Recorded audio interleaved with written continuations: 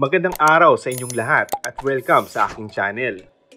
Para sa nalalapit na Kapaskuhan, masayang inihayag ni primetime star Coco Martin na tinutulungan siya ng kanyang kasintang si Julia Montes na mamili ng mga regalo, lalo't hindi pa tapos ang kanyang Christmas gift shopping.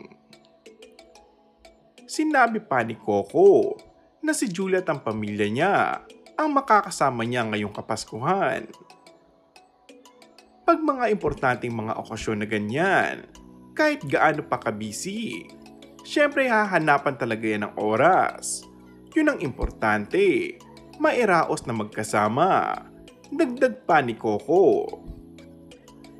Yun din naman ang gusto ni Julia, makapag-celebrate kami ng Christmas together, kahit full of work. May time rin kami sa family namin. Ang maganda nga sa dalawa, hindi nila ipinopost sa social media ang kanilang mga ganap sa pamilya nila. Kapag panahon nga ng Kapaskuhan, uso sa mga artista ang magbakasyon sa kung saan saang bansa o tourist destination sa buong mundo.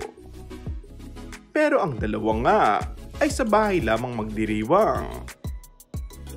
Samantala, Pasko nga lang umano ang rest day ni Coco. Ni walang ang ginawa kundi maglagari sa tapings ang kanyang serye.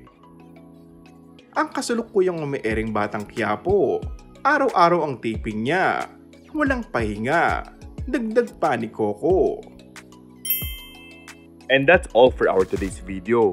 Kung bago ka lang sa aking channel ay mag-subscribe at pindutin na rin ang notification bell. Maraming salamat!